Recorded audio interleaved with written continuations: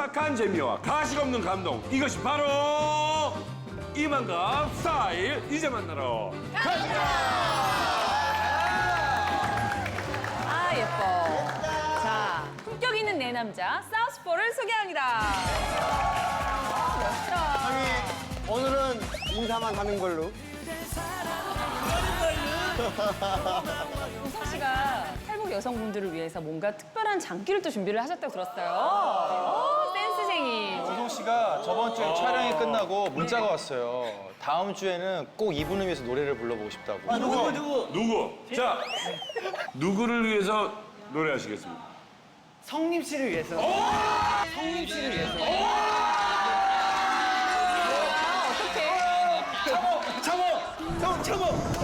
참아야 돼.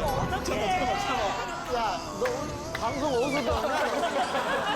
야, 참. 자, 그럼 오성 씨 성님을 위한 노래 부탁합니다.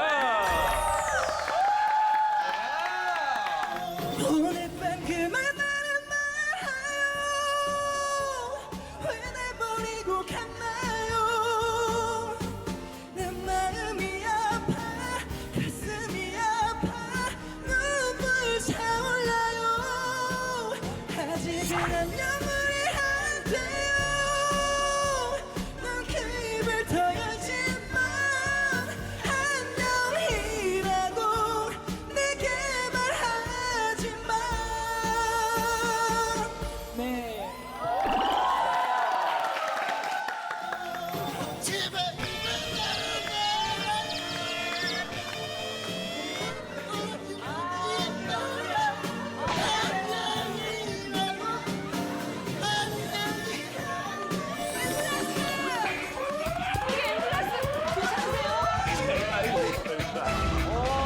지금 목숨을 다 바쳐 노래를 하셨는데 어떻게 들으셨어요? 아, 듣고 싶지 않았어. 듣고 싶지 않았어. 아이고. 그런가 하면은 요즘 저한테 가장 많은 사람들이 물어보는 거. 김아라. 정말 예뻐요. 오늘 또 빨간색 드레스를. 하지 말아줘요. 제가 원래 예쁘다는 소리를 좀 많이 들어요. 근데 또 들어도 아무리 많이 들어도 들리지가 않네요. 와. 들어도 질리지 않는 그 말 예쁘다.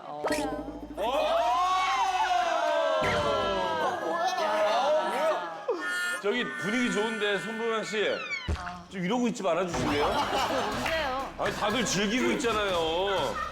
다들 즐기면 같이 어울려주세요. 즐기고 있었어요. 아니 이게 왜 즐기는 거예요? 저도 즐기고 있었어요. 자 오늘도 역시 우리 이만갑에서 가장 좋은 활약을 해주신 분께 네. 화장품 세트를 선물로 드리겠습니다. 오늘은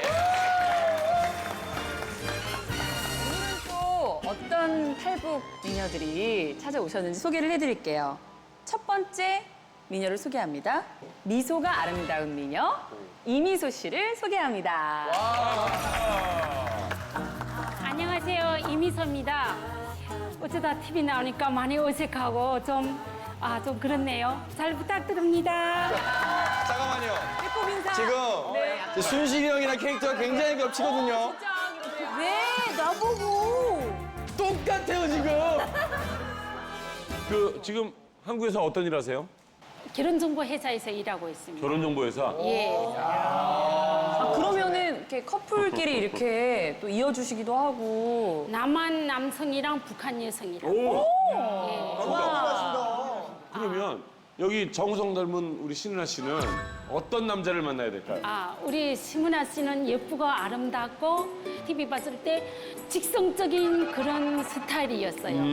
그러니까 저런 여성한테는 듬직하고 좀 천천히 이야기하면서 잘 기다려주는 남자. 좀 둥글둥글하니. 예, 은하 씨가 뭐라 해도 따박따박하지 않는 남자하고 살면은 잘 살 것 같아요. 희덕이 형님 같은 안 남자. 됐다. 내가 먼저 결혼해서 넘보지 마. 꿈도 꾸지 마. 아니에요. 아까워요. 꿈도 꾸지 마. 웬만하면은 스스로 말 안 하는 손호명 건강이 씨가. 좋아. 북한에는 여자가 많아요. 북한의 여자가 10명이라면 남자가 1명이고 이러니까 우리가 통일되면 앞으로 북한에 있는 모든 여성들이 남한에 와서 결혼해가지고 우리 하나된 조국에 큰 이세에 우리나라가 꼭 이어지는 나라가 됐으면 좋겠어요. 아, 좋습니다. 환영합니다. 자, 이번에는 두 번째 탈북 미녀를 소개할 텐데요. 달콤한 허니문에서 자기야, 나 사실 북한에서 왔어요. 라고 당당하게 밝힌 당당한 매력의 소유자 김영실 씨를 소개합니다. 와. 저희 남편은 저의 이런 청순한 매력이 반했다고 합니다. 하지만 솔직하고 당당함이 매력인 김용실이라고 합니다. 반갑습니다. 아니, 결혼하기 전에는 얘기를 안 했다가 결혼할 때 제가 사실은 내가 지금 크게 숨기고 있는 비밀이 있는데 했더니 신랑이 나 만나기 전에 뭐 남자 만났어? 아니면 뭐 애라도 있냐고. 그래서 제가 그건 아니라고. 사실은 내가 북한 사람이야.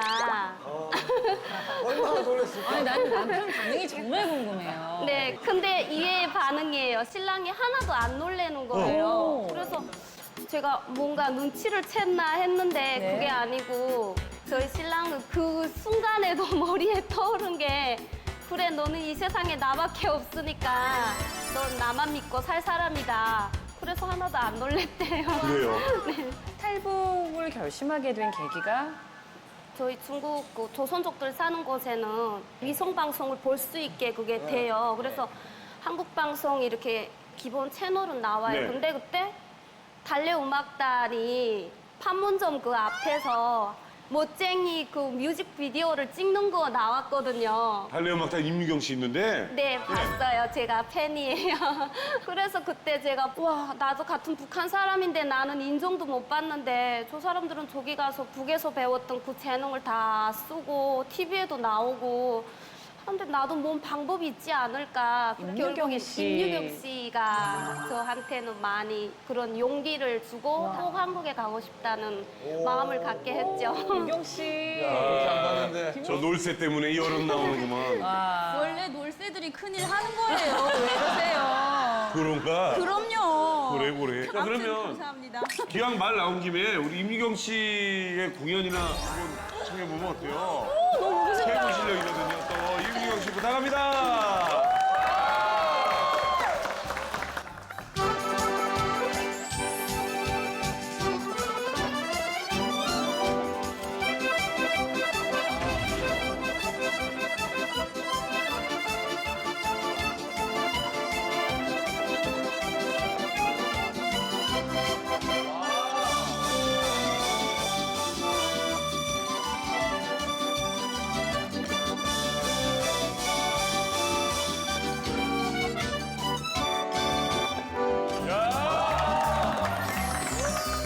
여기서 남임 씨 제안 하나 있습니다. 제가 2달 전에 부탁을 드린 게 있습니다.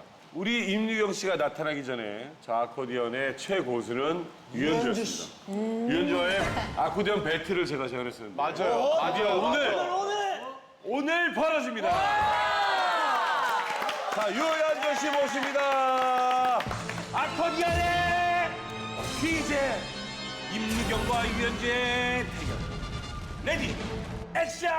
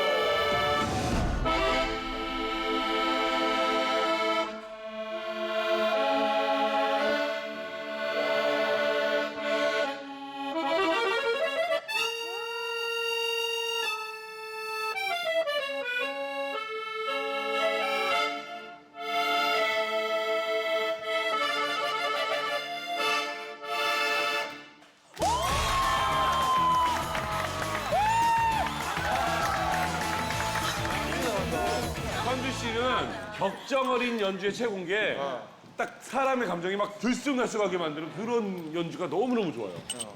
그런 다음에 유경 씨는 퍼포먼스. 유경 씨는 또 파도처럼 이렇게 쑥 갔다가 확 쳐버리는. 좋습니다. 자, 오늘 이제만 날아갑니다. 아주 의미 있는 주제를 가지고 또 오늘 대화 네. 나눠보시죠. 오늘의 주제 북한의 장마당. 이거 아래똥 낼 것 같은데? 아, 이거 먹는 나라에 가서 살고 싶다. 야. 방문 판매에서는 라든지 있어요. 놀랬죠? 아니요, 왜 안 놀래요? 놀랐어요. 놀랬어요? 귀여워. 자, 이번 주제 북한의 장마당 이게 참 궁금합니다. 사실 네. 뉴스에서 보면은 무슨 거래가 이어지고 있는 거를 뭐 몰래 카메라로 찍어서 네. 그거 보여주고 시장이 있다고는 그러는데 과연 어떤 물건들이 있고 또 이 자율시장 경제가 아닌데 어떻게 그런 장마당이 설 수 있을까 이야기를 나눠보도록 하겠습니다. 네. 근데 장마당이라는 정확한 의미가 뭔가요? 정의를 좀 정확하게 또 내려주세요. 장마당이라는 거는 옛날에 그 농작물들은 이렇게 돈을 매달 받는 게 아니거든요. 1년에 한 번씩 분배를 받아요. 그래서 그들이 쓸 돈을 마련하기 위해서 11장을 만들었어요. 예, 그래서 1일, 11일, 21일. 이럴 때마다 농작물들이 자기 텃밭에서 가꾼 이런 채소들을 밖에 내다가 장마당에서 파는 거예요. 그때부터 옛날부터 장마당이라는 게 11장은 있었었어요. 아, 5일장이 아니라 예, 11장. 11장이에요. 예. 그러다가 고난의 행군이 시작되면서 개 1일장으로 바뀐 거죠. 매일매일 먹고 살아야 되기 때문에. 과거 북한은 시장이 크게 필요하지 않았습니다. 생활에 필요한 모든 것을 국가가 계획적으로 생산하고 지급해 주었기 때문이죠. 하지만 1990년대 김일성 사망과 대홍수 이후 고난의 행군이 시작되고 식량 배급이 전면 중단됩니다. 공식 집계 22만 명, 비공식 집계 무려 200에서 300만 명. 식량난으로 인해 수많은 사람들이 아사하게 됩니다. 이때부터 북한 주민들은 스스로 장마당에 나가서 물건을 거래해야만 먹고 살 수 있다는 것을 깨닫게 됩니다. 당국의 눈을 피해 시장을 세우고 밥그릇, 숟가락, 이불 등 돈이 되는 건 무엇이든 가지고 나가서 팔기 시작한 거죠. 상인들은 점점 돈의 맛을 알게 되었고 나라의 통제를 피해 불법 거래도 감행하게 됩니다. 그리고 정상적으로 구입할 수 없는 모든 물건이 돈벌이의 수단이 되어 유통됩니다. 세계 그 어떤 시장보다 돈에 의해 움직이는 더 상업적인 시장이 된 거죠. 또한 중국과의 거래를 통해 교류가 활발해지면서 외부 세계에 대한 정보와 제3세계의 문화가 폐쇄된 북한 사회에 흘러들어가게 됩니다. 남한의 물건과 문화가 북한 장마당 최고급 상품으로 등극하며 북한에도 한류 열풍이 불기 시작합니다. 남한 드라마 주인공의 패션과 말투를 따라하고 동경하면서 때론 탈북이라는 극단적인 선택을 하게 된 사람들. 고양이 뿔 빼고는 다 있다는 북한 장마당. 그 충격적인 실체를 지금 공개합니다. 네. 처음에는 너무 먹고 살기 힘들어서 집에 아빠 물건, 엄마 물건 하나하나씩 갖다가 그냥 판 게 지금은 너무 덩어리가 커졌네요. 거기다 대고 이제 허용을 했어요. 허용을 하고 허용까지 한 번에 하고요. 할 수 있게. 사실 그전에는 장마당에서 공산품 거래가 불가했었거든요. 그런데 이제 그게 공산품도 같이 거래가 가능했던 게 이제 고난의 행군 때였었어요. 근데 그것도 합법적이 안 했었거든요. 불법이었지만 먹고 살기가 힘드니까 그걸 해도 이제 다 그냥 눈 감아주는 거예요. 그렇게 이제 장마당이 확장이 된 거죠. 아니, 공산품을 못 시킬 이유가 뭐가 있어요? 그러니까 이제 북한은 국정 가격이라고 해서 이렇게 공산품 같은 게 국가에서 생산이 되면은 어떤 지역마다 상점이 있어요. 거기서 이제 그 공산품을 이렇게 1인당 세대 가구로 공급을 해줬거든요. 국정 가격으로 아주 저렴한 가격으로. 그러다 보니까 공산품이 개인 거래가 불가능했던 거죠. 아, 그것도 시장 경제의 초석이 될 수 있으니까 막아버리는 거구나. 예, 그것 때문에 막았던 거죠. 자칫 잘못해서 그게 이제 익숙해져 버리니까. 네.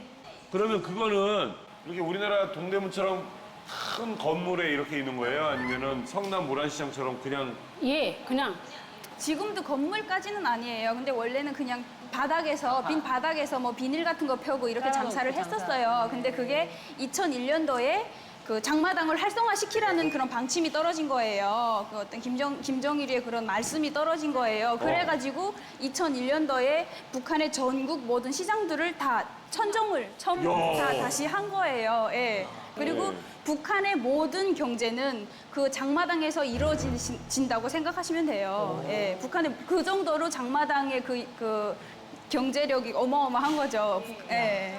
그래서 저희가 네. 북한 장마당 이야기를 본격적으로 펼쳐볼 텐데요. 그 어디에서도 볼 수 없다. 북한 장마당에서만 볼 수 있는 것 3위부터 공개해 주세요. 빠밤. 세송물? 아니, 그 북한 전기 사정이 안 좋잖아요. 그러니까 이제 기차가 막 3일, 4일, 5일씩 연착이 되는 거예요. 그 한 기차역에서만. 그러다 보면 사람이 이렇게 씻을 수가 없잖아요. 그게 이제 열차 안에 있으면 더우니까 역 앞에 밖에 이렇게 나와 앉아 있으면 이렇게 그 물장사 하시는 분들이 세수 안 하실래요? 이렇게 예, 물어보는 거예요. 지저분해 보이시는데 예, 세수 안 하시네요. 예. 세수 안 하실래요? 이러면 근데 돈이 있는 사람들은 또 씻어야 되니까 뭐 한 바가지, 두 바가지 해가지고 근데 돈이 없는 사람은 그 한 바가지로 다 해결을 하는 거예요. 양치하고 거기다 세수하고 뭐 발 닦고 뭐, 예, 뭐 그렇게 다 할 수가 있는 거예요. 갖고 다니면서 팔면 무겁잖아요. 그러니까 빈 바가지에다 칫솔대 하나 딱 들고 다니면 아, 저 물장사구나 하고 아줌마 이리 와. 여기서 가면 돈 주고 물 한 바가지 칫솔 달라 그래요. 그러면 소금물 이렇게 컵에다가 소금물 담아가지고 칫솔 몇 개 꺾고 다녀요. 그러면 그 칫솔 아무거나 뽑아서 그냥 소금물에 팔고 칫솔 담가요. 그러면 다음 사람이 그 소금물에 담 것도 못 떠나요. 물장사 하시는 분들은 보통 집에 그 옛날에 물을 조금 넣으면 막 휘저으면 그렇지, 물이 막 마중물이 나오잖아요. 그게 펌프 있는 집에서 그런 물장사를 하시는 거예요. 아니면 그런 우물. 옛날에는 펌프 있는 집이 있었어요. 가난한 집이었어요. 조금 그 시내 외곽 지역에는 수도화가 돼 있지 않았어요. 그래서 그런 사람 좀 가난하다고 생각을 했는데 이게 전기 사정이 어려워지다 보니까 그 사람들이 그걸로 돈을 버는 거예요. 그래서 그 지역까지 가려게 되면 시내까지 물을 길어가지고 가려면 20-30분이 걸리는 거예요. 그러니까 저희는 바쁘잖아요. 돈을 다른 데서 벌고 돈 조금 주고 그 사람들한테 물을 길어오게 만드는 거예요. 이건 진짜 이만갑에서만 들을 수 있는 얘기다. 그러면 혹시 이 세숫물 말고도 장마당에서 파는 좀 신기한 물건들이 있나요? 저희 육전에 가보면요. 그 담배, 요가 담배 꽁초가 있어요. 네. 꽁초가 그 솜 같은 거 있잖아요. 필터. 예, 그 빨대를 주워서 저녁마다 육전 근처에 와서 그거를 수거해가는 사람이 있어요. 그 솜이 또 이렇게 화학적으로 이렇게 가공돼가지고 다른 솜하고 섞어서 이불을 솜을 만들어요. 근데 그 솜이 되게 비싸요. 예, 그래서 그 필터를 틀어서 양잿물에 다 빨아서 솜 이불을 틀었어요. 가벼워요. 그래서 그 이불이 결혼식 그 부부들이 사가는 이불이 됐어요. 야, 그 어쩌다가 이렇게 뭐, 와, 우리 이불 냄새가 아주 그죠? 이거 맨소라이. 맨소. 냄새가 절대 안 났어요. 예, 그걸로 오리털 동복처럼 동복도 해 입는 정도로 그렇게 예, 비싸요, 그게. 대단합니다, 대단. 그리고 또 어떤 게 있나요? 북한에는 아빠들의 영원한 로망의 옷이 있어요. 겨울에 입는 건데 개털로 만든 수바예요. 그래서 개털수바 이랬는데 지금 저기 사연이 나오고 있는데 네, 저 지금 저거랑- 진일성이 입은 저건가요? 네, 저건 되게 고급스럽게 만들어진 거고 평범한 아빠들은 여기 털이 이렇게 개털이 있어가지고 겨울에 그거 하나면 끝내주거든요. 그냥. 그리고 그 한국에는 없는 북한 장마당에서만 볼 수 있는 게 옷을 이렇게 좀 세련되게 입고 가면 이제 어떤 아주머니들이 와요. 와가지고 아가씨 입묵 안 하실래요? 입묵 안 하실래요? 그래요. 근데 그 입묵이 뭐냐면은요. 문신, 눈썹 문신, 속눈썹 문신, 입술 문신. 그거 보고 북한에서 문신이라고 안 하고 인묵이라고 해. 인묵 이렇게 얘기를 하거든요. 그래가지고 하겠다 그러면 이제 그 근처의 집으로 데려가가지고 어허, 해주는. 이 장마당 얘기 들으니까 좀 재밌네요. 네. 자, 이제 또 북한 장마당에서만 볼 수 있는 것 2위를 공개합니다. 빠밤. 단설기빵? 단설기빵? 지은 씨. 저 단설기빵이 초코파이예요.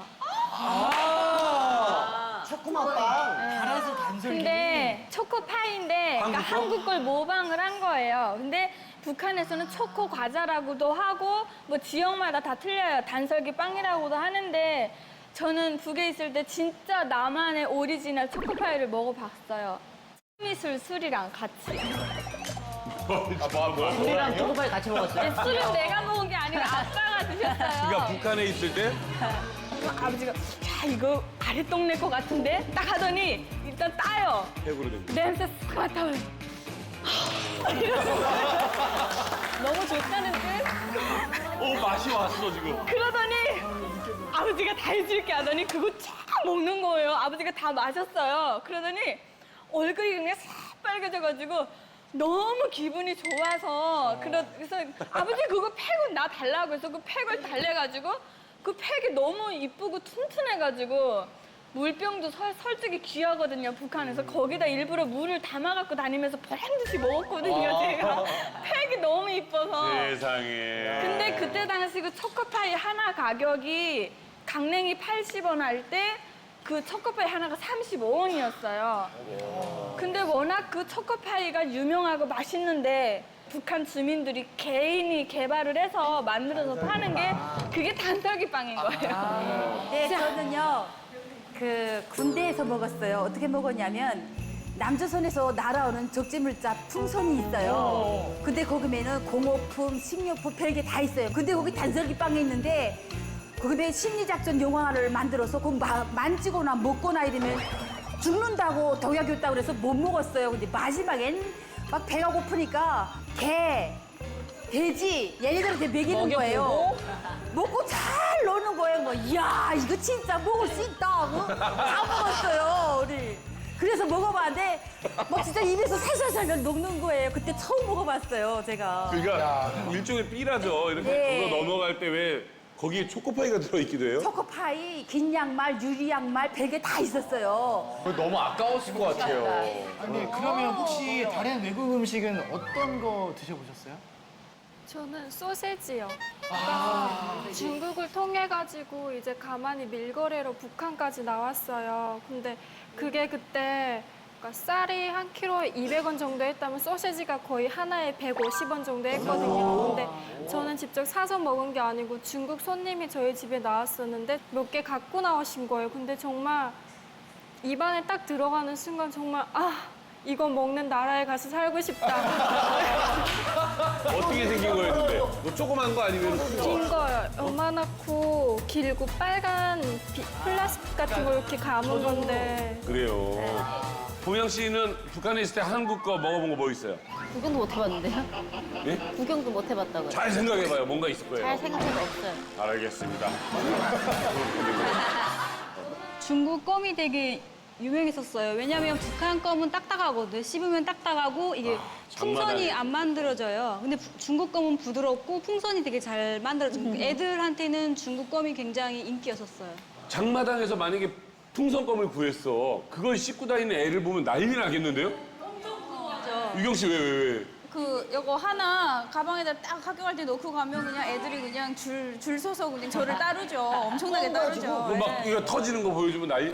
이러면서 그냥 우쭐해가지고 막 그냥 어깨 힘주고 학교 갈 때 이러고 가면 난리도 아니에요, 그거. 난리 나겠는데요? 그럼요, 예. 거를 달라 그래요. 그러면 안 주잖아요, 애가. 그러면 야, 니네 엄마가 우리 엄마는 아는 사이인데 니 이럴 내기야 이러면 껌 가지고!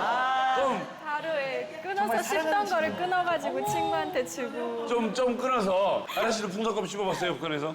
네. 북한에서는 껌을 씹잖아요. 한 번 씹어갖고 버리는 게 아니에요. 식탁국이 붙여놨다가 나중에 또 씹고 그것도 모자라서 나중에 또 부모랑 엄마 아니면 동생 또 그것도 껌 있네 하고 또 띄어서 또 씹고 이래요.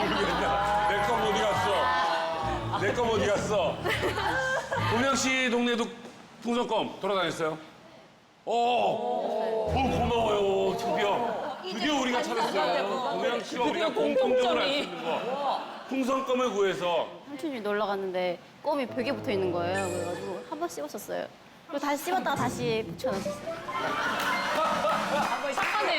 아, 이게 북한은 껌을 만들어 씹거든요. 그러니까 밀 있잖아요. 통밀을 한참 씹다 보면 중국 껌처럼 이렇게 말랑말랑한 껌이 되고 또 리스를 이렇게 저희게 뭘 칠하는 리스를 그거를 이렇게 씹으면 좀 딱딱한 껌이 돼요. 하지마. 니스 씹지 마. 니스껌이랑 잠깐만, 니스 껌 씹어보시. 이게 여자들 거 얼마나 좋아? 이게 여자들 거 얼마나 좋아? 약간 그 이게 중국껌이 나오기 전에 니스껌이 인기가 많았었어요. 예, 그래서 근데 그것도 니스 한 번 얻기가 힘들거든요. 풍선 불어줘요? 그게 풍선이 부러져요. 이렇게 막 말아서 뚝 뜯으면 그냥 풍선이 돼요. 우와, 더 좋아, 더 좋아. 그거 나무에 칠하는 거야. 그러면 장마당에서 니스 껌을 팔아요? 리스를 팔아요. 리스를 팔아요. 아, 그러니까. 알았어.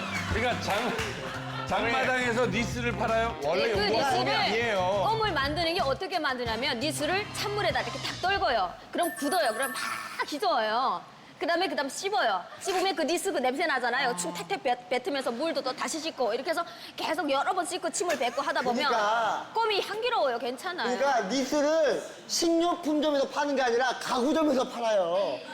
그거는 맞아요. 이제 가구점에서 팔아요. 얼마나 그 철물점에서 팔아요, 리스를. 그거 사실은 먹으면 이 폐가 엄청 나빠져요. 그렇죠. 근데 입이 탁 들어가는 순간에 입안이 막 쏴요. 그게 냄새가. 그렇지.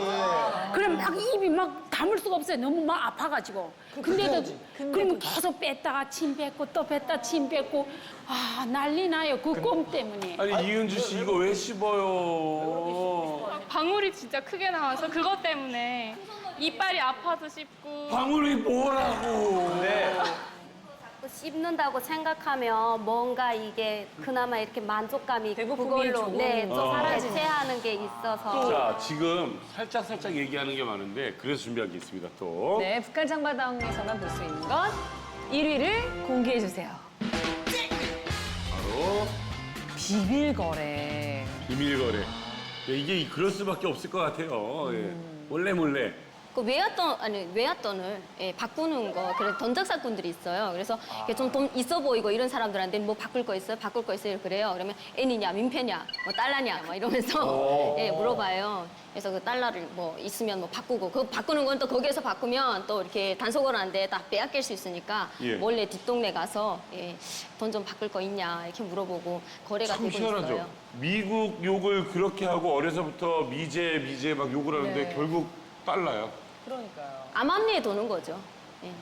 저희 아빠가 이제 시장 갔다 집에 오셨는데 막 되게 이상한 냄새가 나는 거예요, 자꾸. 해서 봤더니 아빠가 돈을 받고 오신 거예요. 이제 달러를 이제 그 어떤 사람이 우리 아빠한테 달러를 팔은 거예요. 그 아빠가 그걸 받고 오셨는데 저기 북송되면서 이 사람이 먹은 거예요, 돈을.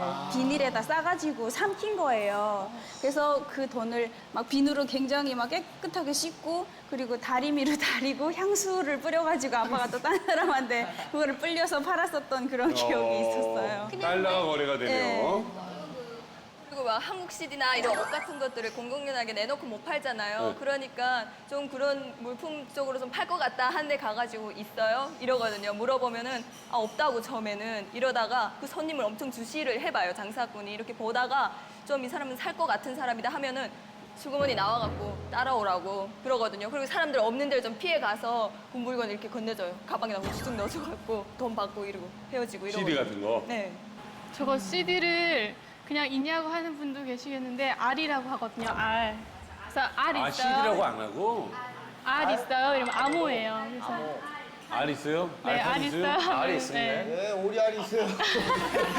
잘못하도 예, 오리알 있어요. 알이라고 하는군요. 요즘 젊은이들 속에서 인기가 많은 물건이 있어요. 남한 제품인데요. MP3. 예? 요즘 시장에서 다 사고 팔고 한대요. 근데 북한 음악이 다운받아져 있는 건 인기가 없대요.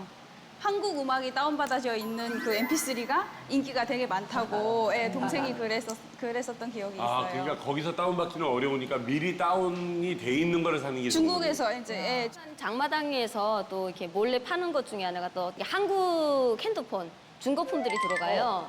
한국산이란 거 그럼 어떻게 아냐? 그 배터리를 뜯어보면 배터리에 뭐 제조 연월 뭐 이런 게 있잖아요. 배터리에 그걸 보고 한국산이라는 걸 믿고 예, 그리고 그거 사고 그다음에 이 비슷한 게 옷도 마찬가지예요. 한국 옷은 이렇게 이 상표가 붙으면 넘어올 수가 그 세간을 통과할 수가 없기 때문에 다 이걸 잘라요. 그리고 한국제는 왼쪽에 주로 상표가 붙어 있어요. 중국 거는 오른쪽에 많이 붙어 있어요. 한국 거는 왼쪽에 많이 붙어 있고요. 나 왼쪽. 왼쪽. 진짜네? 아, 오른쪽 걸 보고, 아, 이건 거짓말이다. 이렇게 믿고, 좀 질이 좀 괜찮다 싶은 건 무조건 한국제라, 그거는 부르는 게 값이거든요. 그래서 그런 식으로 분간하고, 이거 외에도 장마당에서 대놓고 팔지 못하는 거, 몰래 여기로 말하면 방문 판매 있잖아요. 방문 판매에서는, 뭐, 짓이라든지, 틴, 이런 샴푸랑 린스랑 이런 것들도 거래가 돼요. 예. 한국 거? 예, 그리고 사우나 갈 때도 꼭 이 한국제 샴푸 린스는 꼭 있어야 가서 이렇게 목에다 힘주고 보이면서? 가서 씻고 그다음에 한국제 타월 있잖아요. 이걸 나는 이런 걸 쓴다는 걸 보여주기 위해서 일부러 모욕 바구니에서 꺼내놓고 써요. 나는 이런 것도 쓴다 뭐 이렇게. 아니 근데 정말 궁금한 건 그 장마당에서 그런데 그럼 누가 장사를 하는 건가요? 나라에서 허락을 한 사람만 장사를 하는 건가요? 아니면 그냥 원하면 다? 지금은 누구나 다 할 수 있어요. 누구나 다? 예. 혹시 그 관리하는 뭐 건달들 없어요? 있어요. 자리세를 내야지. 뭐 이런 예, 있어요. 있어, 거기도? 깡패가 있어요? 예. 그래서 자리세가 싸게는 30만 원부터 70만 원, 100만 원까지 가요. 그러니까 일반인들이 100만 원, 30만 원이 어디 있겠어요. 근데 그 속에서도 돈을 번 사람이 있어요. 바로 달러를 갖고 있던 사람이 돈을 벌었어요. 그래가지고 그런 사람이 자리세를 다 사가지고 싸제기를 해가지고 자리세를 다시 파는 거예요. 근데 돈 없는 사람들, 서민들은 그 자리세를 내지 못하기 때문에 장 밖에서 메뚜기장을 하는 거예요. 그래서 북한의 이 메뚜기장에 대한 노래도 있어요. 어떻게 불러요? 안전원이 온다, 장사꾼은 뛴다, 장마당에 둘 끓는다, 요술 파는 놓친 떡을 파는 여자 모두 달려간다. 뭐 이런 노래 있어요. 헤야차 서로 그냥 킹고 땡기고 이렇게 하다가 결국은 안전한데 끌려간다 이런 노래거든요. 마지막은 안전한데 잡혀가는 거예요? 예. 예. 자, 지금 우리나라 같은 경우는 그야말로 재래시장, 우리의 시장을 살리기 위한 노력이 많은 이유가 사실 대형마트가 너무 많아서 그렇잖아요.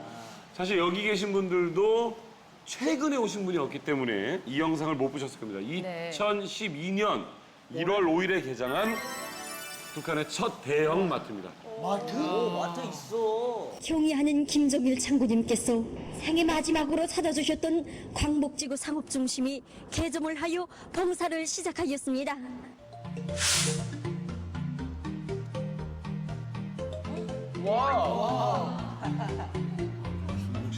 세련됐다. 꽤 크네요. 진짜 마트네요, 이거. 이거 맞죠? 어우, 사이즈가 커요. 바코드야. 얼마야? 왜 이렇게 세? 지은호. 저고리가 마음에 드십니까? 수고하십니다. 고맙습니다. 정말 봉사하느라고 정말 수고 많습니다. 수고라는 게 정말 없습니다. 우리 장군님께서 생애 마지막 시기에 진짜 우리 강복지구 상업중심에 찾아오셔서 나갈 길 한이 밝혀주시고 인민의 참된 충복이 되라고 간곡한 가르치심을 주셨는데 이 날씨가 아무리 추워도 추운 줄 모르고 봉사를 진행하고 있습니다. 야. 아니, 저희보다 탈북 미녀분들이 더 놀라세요. 아니 이 영상 보니까 기분이 어떠세요? 아까는 되게 막 공포스러웠어요. 그 옛날에 겪었던 일들이 그대로 밀려오면서 옛날 시장 아까 볼 때는 되게 공포스러웠는데 네. 되게 평화롭고 마음이 여유가 생기는 느낌이에요. 저희가요, 그걸 보니까. 이제 만나러 갑니다 해서 북한에 대해서 막 어려운 모습만 이런 것만 하자는 게 아니라 북한도 점점 좋아지고 있는 모습이 있으면 그대로 전달을 해드려요. 지금 우리가 이건 백화점이 아니라 진짜 우리 대형 마트예요. 계산하는 저거는 정말 거기 있을 때 상상도 못한 건데 그리고 와서도 저런 게 북한이 지금 있다는 거에 대해서 저희도 지금 처음 접해서 놀라고 문제는 돈이 있느냐 없느냐. 그래요. 자, 지금 우리가 뭐 대형마트 보고 지금 깜짝들 놀라셔가지고 송문현 씨 놀랬으면서 안 놀란 척하기는. 놀랬죠? 아니요. 왜 안 놀래요? 놀랐어요. 놀랬어요? 네, 저런 뭐 대형마트가 있긴 하지만 서민들이 이용할 수는 없는 곳이죠. 자, 그래서 결국은 장마당을 이용할 수밖에 없는데 많은 사람들이 모이다 보니 여러 가지 사건, 사고가 일어납니다. 어떤 건지 자료를 준비했습니다. 네. 함남 단천역 부근에 붙은 김정일 비난벽보. 와. 파국에도 몰아가는 김정일, 인민들이여 깨어나 투정. 어휴. 반정부 낙서가 저렇게 벽에 되어 있네요. 이런 게 있을 수가 있나요? 그 함흥 교원대학에도 김일성 사진에다가 배고파 못 살겠다, 정말 힘들다 이런 낙서를 써가지고 담벼락에다 붙인 것이 그래서 막 난리가 나가지고 그 함흥 지역 사람들 싹 다 그 다른 지역에 그 외출을 못하게 그 여행을 못 나가게 그 소문이 퍼지면 안 되니까. 그리고 또 그 몇 달 전에는 평양의 김일성 생가의 문짝을 뜯어서 그것도 김일성 대학 출신 졸업생들이 그 꿈이 이렇게 좌절이 되다 보니까 앙심을 품고 김일성 생가 문을 뜯어가지고 그것을 이렇게 해외로 서해 바다로 바다까지 왔는데 바다에서 배에서 잡혔어요. 이 4명이. 잡혔어요? 어떻게 됐어요? 저걸 진짜 사용당하나? 3대 멸종이에요. 그 사람들만 당하는 게 아니라 3대 멸종이에요. 예. 그래도 나름 평양에서 깨어있는 사람들, 또 김일성 대학을 졸업했다니까 공부도 좀 한 사람들인데 그런 엘리트들이 그 사상 정신이 지금 무너지고 있다는 걸 보여주는 거죠. 저는 학교 때 운동장에 그 게시판이 있어요. 거기다 세상이 싫다, 전쟁이나 콱 일어나라 이렇게 쓴 낙서를 봤어요. 그래서 친구 3명인가? 그래서 보고 집으로 갔는데 다음 날에 분주소에서 와가지고 저희 가족들이랑 저를 싹 다 데려가는 거예요. 가봤는데 저랑 그 낙서를 같이 본 친구들 부모들이 다 와 있는 거예요. 그래서 너네가 진짜 안 했냐? 그래서 우리는 그냥 본 것뿐이라고 했는데 절대 발설하지 말라고. 발설하면 그냥 지두새도 모르게. 그거 너무 무서워갖고 입 꾹 닫았다 지금 처음 말하는 것 같아요. 지금 처음 하는 거예요? 네. 제가 봤대요. 무서운 거야. 그런 말이 장마당에서 많이 또 소문이 나요. 아무래도 사람들이 제일 많이 모여가 어디서 그런 일이 있었다더라, 그런 일이 있었다더라. 근데 장마당은 통제가 안 되는 거예요. 어디 가서 말하지 말라. 아, 지나간 사람이 들었다 이러면 끝인 거예요. 예, 그래 누군데도 한 말이 없다. 그러니까 장마당에서 모든 소문들이 시작되고 새로운 소문이 만들어지고. 그러네요. 자, 북한의 장마당 사건 사고 두 번째 봅니다. 주식화된 꽃제비. 처음에는 배고파서 시작한 꽃제비가 이제 많아지고 하면서 이제 자기들끼리도 뭉쳐지고 하면서 나중에는 꽃제비도 이제 조직화가 되는 거예요. 장마당 꽃제비들은 이게 또 우두머리가 있고 또 쫄병도 있고 다 있어요. 그리고 얘네들이 계획 할당이 있어요. 너네 오늘 얼마까지 북한에서 쓰리라고 그러는데 쓰리를 얼마까지 해야 된다. 근데 그건 어린애들은 못 하잖아요. 그래서 한 12살 이상 되는 애들은 무조건 이렇게 쓰리를 해서 얼마까지 와야 돼요. 그러게 되면 우두머리가 다 받아가지고 대가리가 받아서 그걸 다 조금씩 나눠주고 그 반 이상은 자기가 다 챙기고. 근데 왜 장마당에 많을까요? 장마당에 먹거리도 있고 돈도 있고 물건도 있고 거기서 모든 걸 다 해결할 수가 있으니까 이제 장마당에서 다 이제 그런 거를 하는 거죠. 제가 장마당에 갔다가 출출해가지고 국수를 사 먹은 적이 있어요. 근데 한 8살 되는 남자아이가 제가 막 먹고 있으니까 국물만 좀 남겨주세요 그러는 거예요. 그래서 그런 애들이 하루 빌어먹는 애들 많으니까 그래 알았다 기다리라 제가 그랬어요. 그래서 제가 반 좀 더 먹고 그리고 줬어요. 그랬더니 걔가 그 배고프게 허둥지둥 먹는 게 아니라 이걸 봤더니 고맙습니다 하더니 야 누구야 부르더라고요. 자기보다 좀 작아 보이는 여자아이를 2명을 부르더라고요. 그랬더니 그 국물을 제일 조그만 애부터 먼저 주는 거예요. 니 먹어라.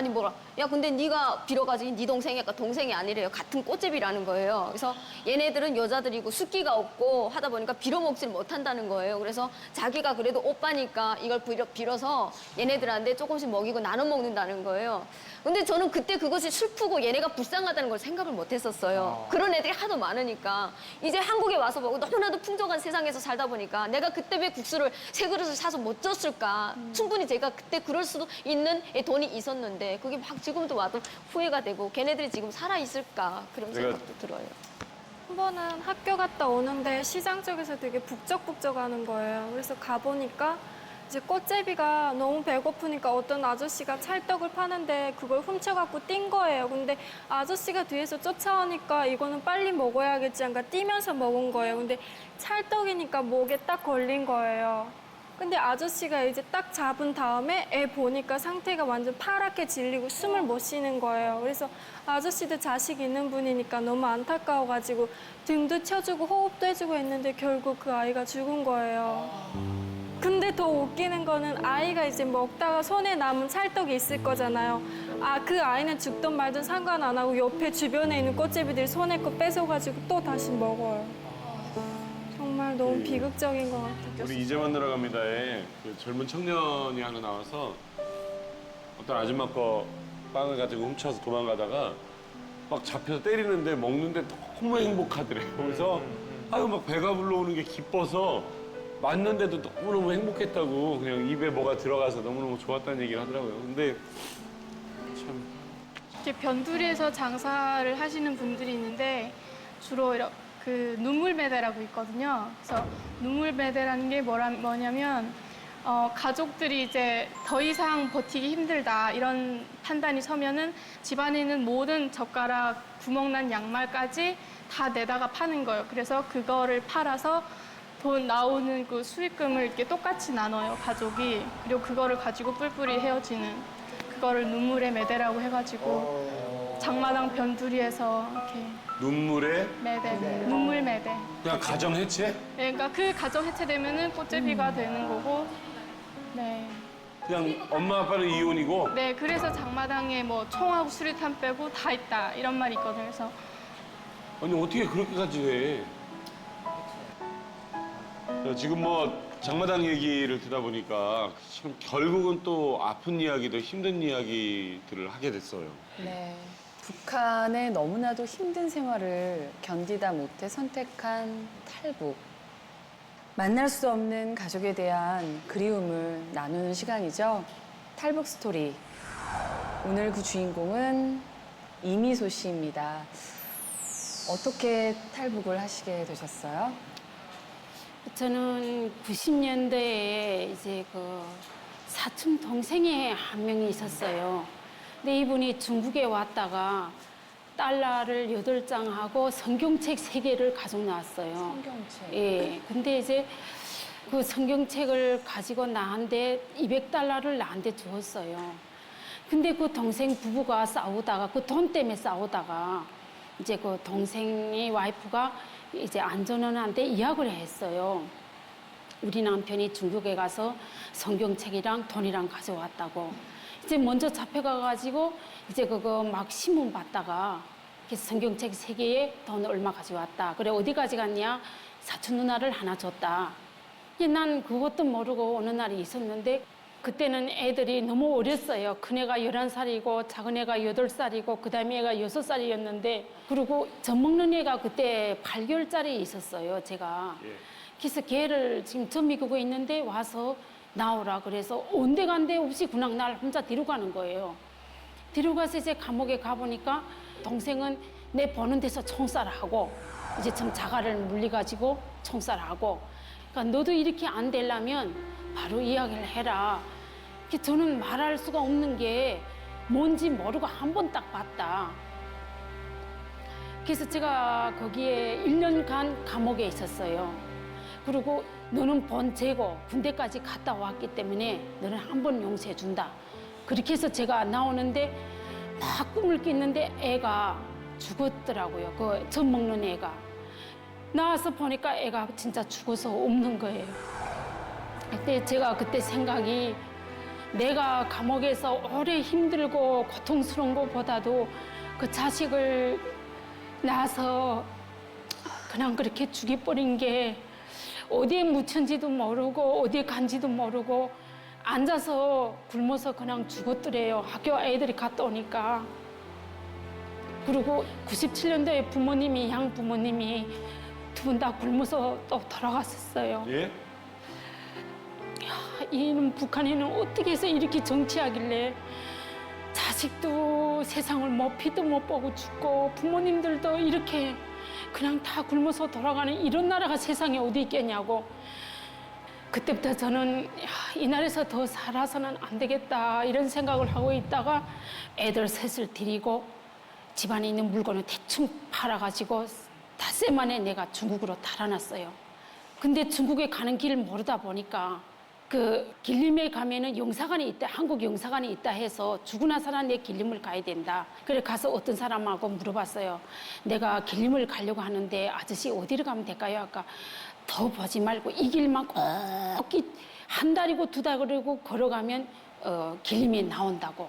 그래서 이제는 애들 손 잡고 떠났어요.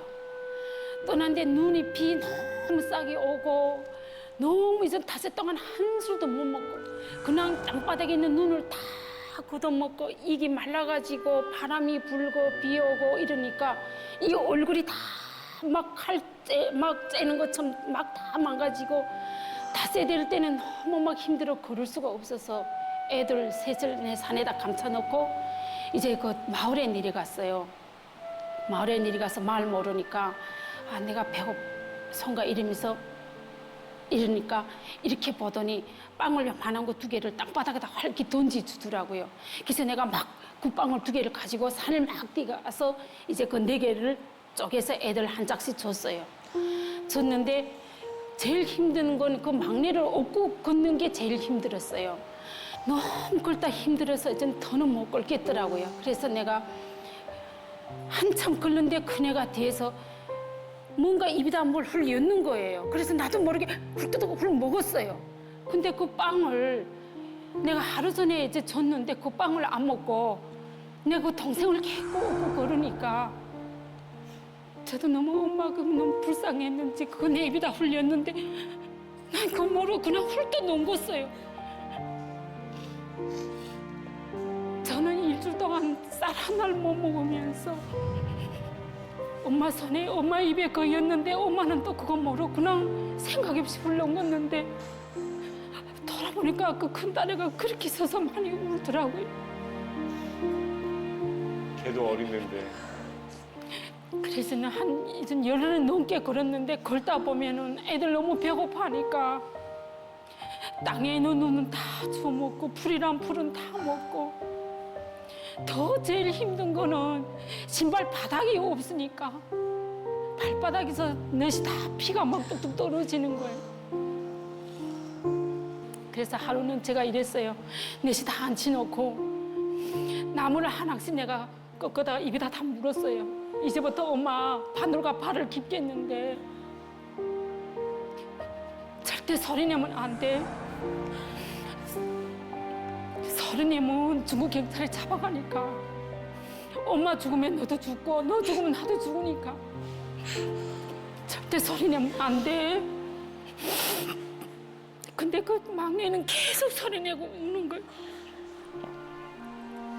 큰애들은 그 나무를 물고도 발바닥을 생바늘을 길어보니까 그게 얼마나 아프겠어. 근데 둘은 입을 딱 물고 참는데 막내는 못 참아서 엄마 아파 이런 소리. 그럼 내 또 주먹을 가지고 알막 머리를 막 때리고. 더 힘든 거는 내가 발바닥 내 발도 다 집었는데 애를 업고 걸자니까 도저히 발을 땅에다 놓을 수가 없어요. 너무 아파가지고. 그래서 이제 내 발로 무릎을 땅에다 놓고 알을 목마처럼 눈 위에 이렇게 gis어요.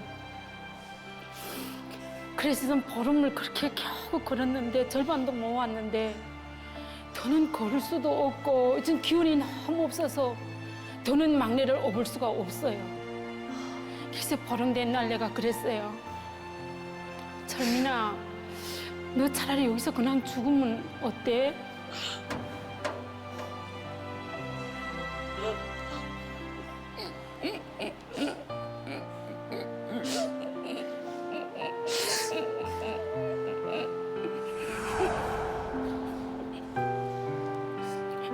엄마 그냥 같이 갈래? 이러지 마요. 그래서 내가 난 너를 도저히 업을 수가 없어.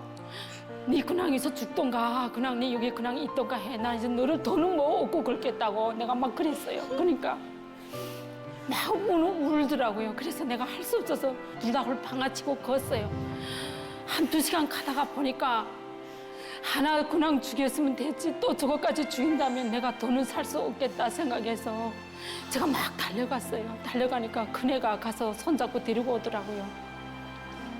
철민아 미안해. 내 다시 너 죽으라 말 안 하니까 그냥 가자. 그래서 이제 걔를 업고서 한참 가는데 그렇게 해서 이틀을 걸었어요. 그런데 어느 날인가 철미가 나보고 엄마 나도 더 지쳐서 못 가니까 날 그냥 버리고 엄마 그냥 가.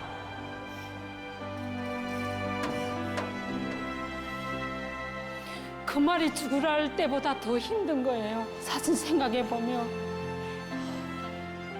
죽으라 할 때는 내가 마음이 너무 막 힘들고 해서 죽으라 했는데 그 6살이가 뭐 알아가지고 엄마 날 그냥 버리고 누나같이 그냥 가. 그럼 너는 어떡할래? 나 여기 있다가 죽게 되면 죽고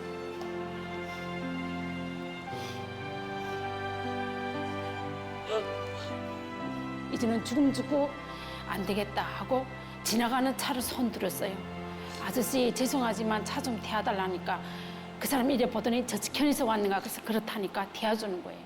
그래서 이제 우리가 한 열흘을 걸어야 될 거 30분으로 이제 걸어갔어요. 거기까지 님강이라는 데까지 걸어갔어요. 그래서 길림이를 찾아가서 어떤 집가 식당 가서 일을 하면서 이 아이들을 길렀어요. 길렀는데 중국에서는 애 셋이 있으면 다 의심을 해요. 그래서 제가 안 되겠다. 이러다가 어느 날인가 다 잡혀갈 것 같다. 그러니까 애를 고안학교를 보내는 게 어때? 그래서 그렇게 하자고.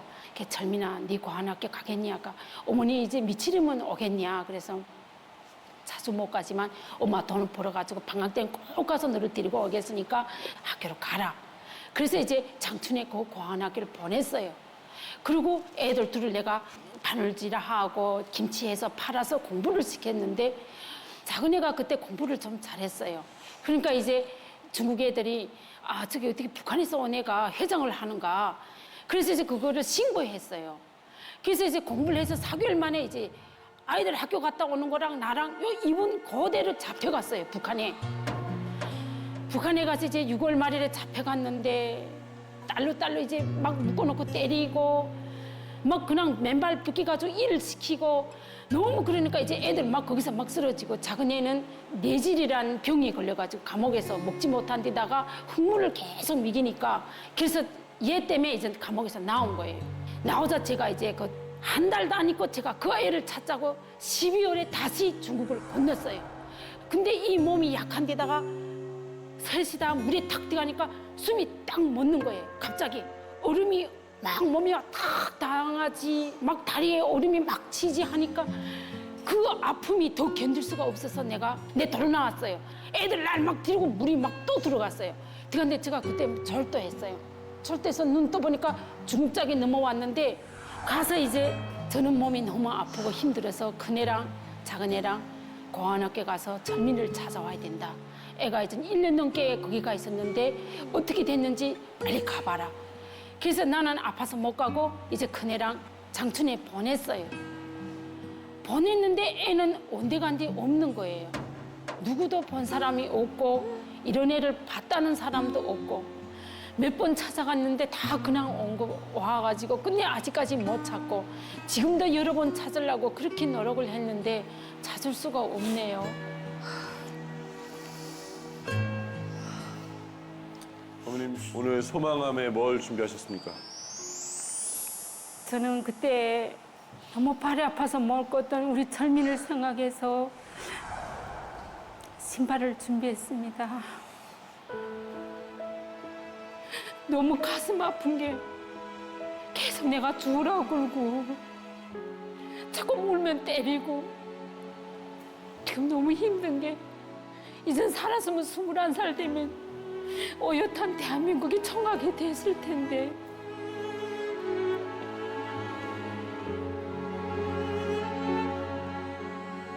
별민아 엄마 이렇게 늦게라도 너를 찾을 수 있으면 얼마나 좋겠니? 난 너무 가슴 아픈 게 네가 살았으면 좋겠다. 네가 너무 힘들어하고 배고파하고 네가 막 쓰러질 때 엄마가 너를 너무 더 많이 업어주지 못해 너무 미안하고 난 지금 너를 한 번만 볼 수 있다면 엄마 생명의와도 바꿀 수 있게 얼마나 좋겠냐. 철민아 한 번만 보고 싶다. 사랑하는 내 아들아 한 번만 살아있다면 이 엄마를 한 번만 찾아봐줬으면 난 이제 죽어도 여한이 없다.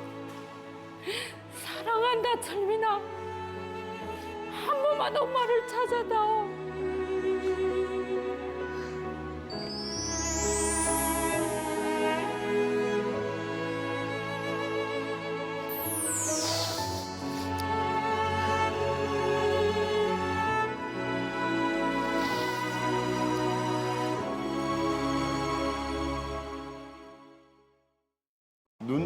걷다가 배가 고픈 어린 딸이 입에 넣어준 빵 한 조각이 우리를 너무 가슴 아프게 하고 눈물 짓게 했습니다. 그렇게 해서 희망을 잃지 않은 엄마가 이제 마지막 소원인 아들을 꼭 만나길 바라겠습니다. 이제 만나러 갑니다. 다음 주에 뵙겠습니다.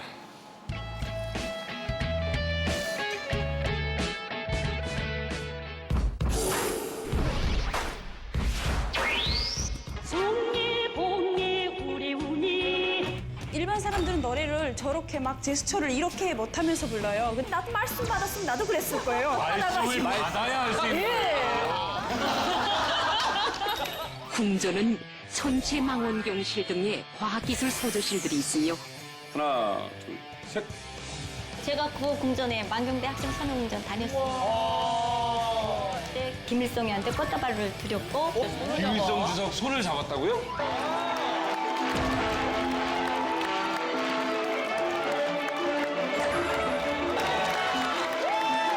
마무리.